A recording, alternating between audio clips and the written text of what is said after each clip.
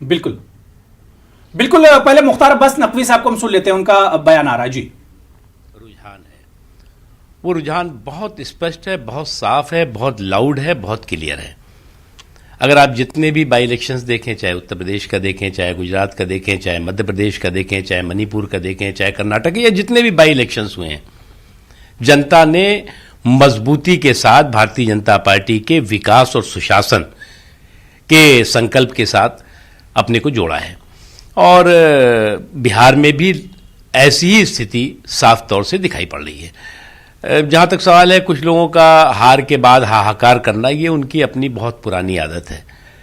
अब उस आदत से तो मजबूर हैं वो कुछ लोग। हार का हाहाकार करना, हार पे रोना, ठीकरा फोड़ना, ये सब चीज़ें चलती रहती हैं। लेकिन आज की तारीख में जो जनता ने जनादेश दिया है, वो उस जनादेश का सम्मान होना चाहिए, उस जनादेश को नतमस्तक होकर के सलाम करना चाहिए, और भारतीय जनता पार्टी वही करती है। लेकिन कांग्रेस अभी फिर से सर उनका एक पुराना जो राग वही गा रही है ईवीएम को लेके, क्या कहेंगे आप? देखो, उनका ये राग भैरवी हो गया है, और वो भी राग भैरवी बेसुरा हो गया है। अब जो है वो रोना ही उनका काम रह गया है, तो भैया रोने दो उनको। जनता जो है वो इस तरह के जो गैर जिम्मेदाराना व्यवहार होता है और इस तरह की जो बकवास बहादुरी होती है, उस बकवास बहादुरी के साथ कभी नहीं खड़ी होती है। सर, अभी दिग्विजय सिंह का थोड़ी देर पहले ही एक स्टेटमेंट आया, उनका कहना है कि लोकतंत्र हार गया और नोट तंत्र जीत गया है। जनता और प्रशासन, देखिए, अपने घर में जो है वो आप अपनी पार्टी को बचा नहीं पाए, मोहल्ले में शोर मचा रहे हैं बचाओ बचाओ बचाओ, क्या हो सकता है? तो मुख्तार अब्बास नकवी जो है महागठबंधन को तनकीद का निशाना बना रहे थे कि हार के बाद किस तरह से हाहाकार मचा रहे हैं, और लोगों ने क्लियर मैंडेट दिया, इस तरह का कहना है मुख्तार अब्बास नकवी का। हमारे साथ महफूज जुड़े हुए हैं। महफूज, बिल्कुल, मैं यहाँ पर मुनज़्ज़म महफूज से पहले यासिर जिलानी से एक सवाल ले लेता हूँ।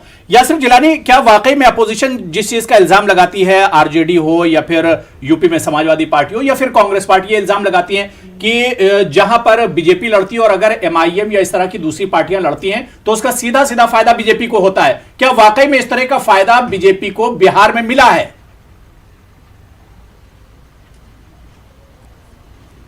अबू हुरैरा साहब, अभी आपने हमारे अक़लियती बराए उमूर के वजीर मुख्तार अब्बास नकवी साहब को सुना, उन्होंने कितना क्लियर कट सारी बातें कही। हाँ, एक बात जरूर इस चुनाव में देखने को मिली कि जो हैदराबाद की नफरत है वो नफरत बिहार में भी पहुंची है।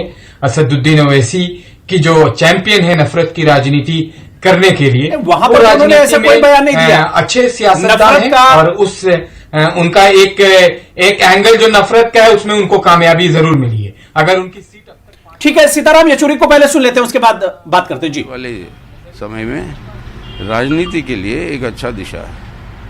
तो सर, आगे जिस तरह से आप लेफ्ट पार्टीज की बात कर रहे हैं, बहुत अच्छा वहाँ पे मार्जिन से भी 19 सीट अभी विधानों में आगे दिख रही है, अच्छा प्रदर्शन दिख रहा है।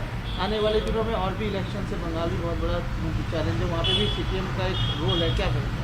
बिल्कुल है, बिल्कुल रोल है वहाँ पे। इसलिए तो हम कह रहे हैं कि बीजेपी को अगर हराना है, जो मुख्य लक्ष्य है बंगाल में भी, क्योंकि आज के दिन देश को बचाना है, बंगाल या पूरे देश के सभी प्रदेशों को बचाना है, तो सत्ता से उनको दूर रखना ज़रूरी है। क्योंकि जिस तरीके की दुरुपयोग हो रही है, जिस तरीके से संविधान को ध्वस्त कर रहे हैं, उस वजह से उनको दूर रखना ज़रूरी है।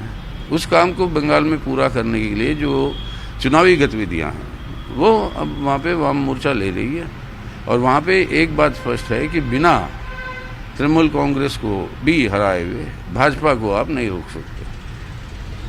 सर, आने वाले दिनों में किस तरह से देखते हैं ये रुझान और जिस तरह से अभी साबित हो रही है? एक तरह से वामपंथियों की मजबूती होना अच्छी बात है देश के लिए और जनता के लिए, क्योंकि मेहनतकश जनता के सवालों को उठाकर संघर्ष करने वाले ये लाल झंडा ही तो है।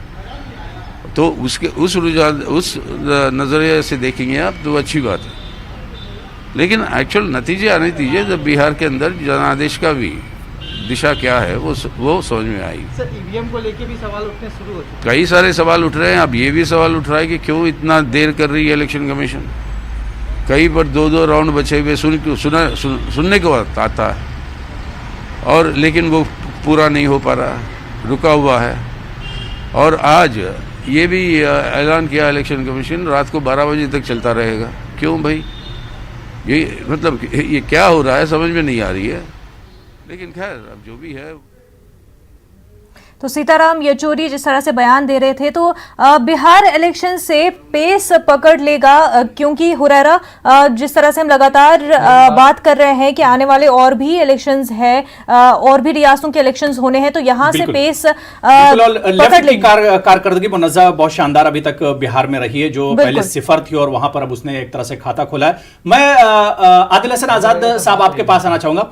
आदिल हसन आजाद साहब, क्योंकि सीमांचल का बहुत बड़ा इशू एमआईएम ने उठाया था बिहार के चुनाव में, अब जब आपके 5 उम्मीदवार जीत कर आ चुके हैं और हो सकता है कि अभी 2-4 उम्मीदवार और एमआईएम के जीत जाएं, तो ऐसे में एक बहुत बड़ी जिम्मेदारी होगी बिहार के एमआईएम पर और असदुद्दीन ओवैसी साहब पर कि वहां के पिछड़े दलित और मुसलमानों की जो बात करते हैं, सीमांचल के खस्ताहाली की बात करते हैं, तो उस पर बहुत बड़ा चैलेंज होगा, उस पर अब काम करना होगा एमआईएम को। हम करेंगे, हमने काम किया है। हैदराबाद मॉडल पूरे हिंदुस्तान को पता है कि इतना जबरदस्त बारिश हुई, बाढ़ आया, तो बैरिस्टर असदुद्दीन ओवैसी साहब, अकबर साहब ने क्या काम किया। कोरोना लॉकडाउन में आपने देखा पूरे हिंदुस्तान में अगर किसी एमएलए ने सबसे ज्यादा रिलीफ बांटा, उसका नाम अकबर साहब है। जरूर तेलंगाना मॉडल बिहार में होगा और सीमांचल के लिए खास होगा।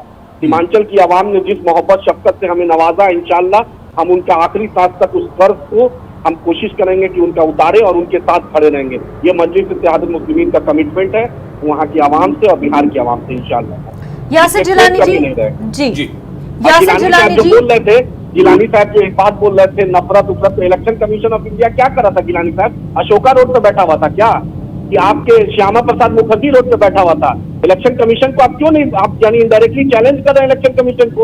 एक भी ऐसा बयान नहीं जिसमें इलेक्शन कमीशन ने नोटिस नहीं दिया। या आप टीवी चैनल पर, आप एक जिम्मेदार आदमी है, टीवी चैनल पे उल्टा सीधा बोलना एक अच्छा लगता है आपको? जब इलेक्शन कमीशन ऑफ इंडिया के मॉनिटर है, डिस्ट्रिक्ट एडमिनिस्ट्रेशन मॉनिटर है, इलेक्शन ऑब्जर्वर आईएएस सीनियर आते हैं, रिटर्निंग ऑफिसर रहते हैं, उन्होंने कुछ एक केस नहीं फाइल किया, एक नोटिस नहीं दिया, और आप उल्टा सीधा टीवी चैनल पर आके बोल रहे हैं भड़काऊ और नफरत और ये और वो।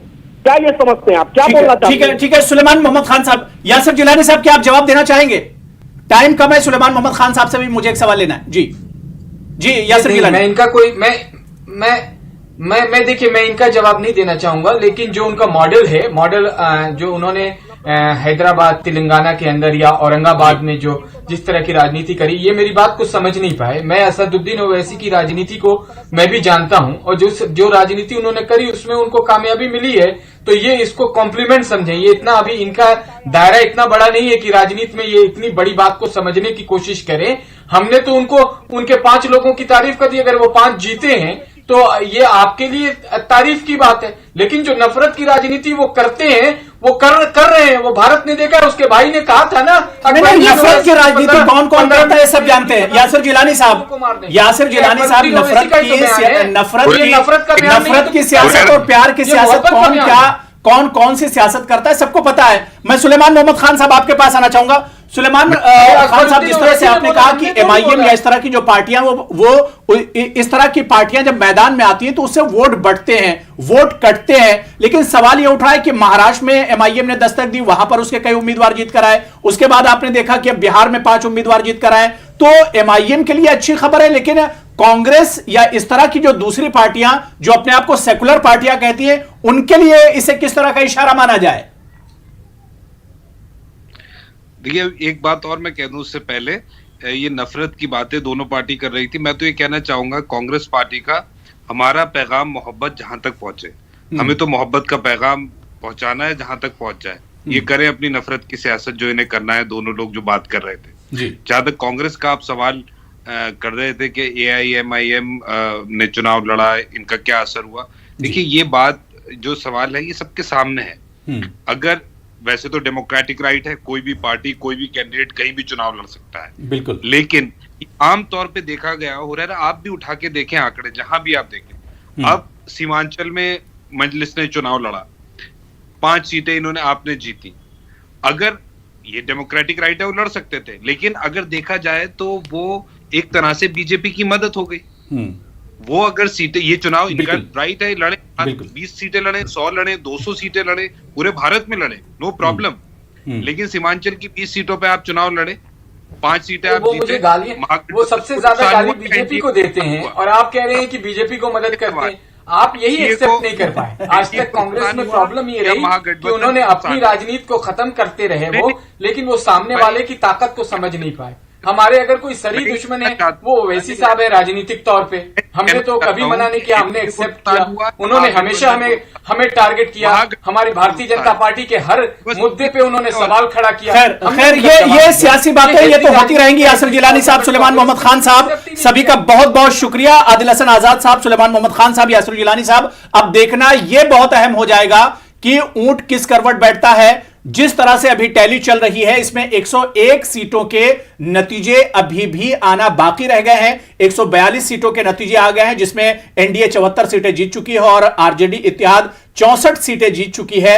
आगे क्या नतीजों में उलटफेर होगा यह देखना बहुत अहम हो जाएगा। तीनों मेहमानों का बहुत बहुत शुक्रिया हमारे साथ जुड़ने के लिए। लेकिन न्यूज 18 उर्दू पर लगातार बिहार का कवरेज जारी रहेगा क्योंकि तस्वीर अभी भी बहुत ज्यादा साफ नहीं, अभी भी धुंधली है एक तरह से। इसीलिए न्यूज 18 उर्दू देखते रहिए और बिल्कुल सटीक नतीजे आते रहेंगे और हम आप तक अपडेट पहुंचाते रहेंगे। बहुत छोटा सा ब्रेक, फौरन हाजिर होते हैं।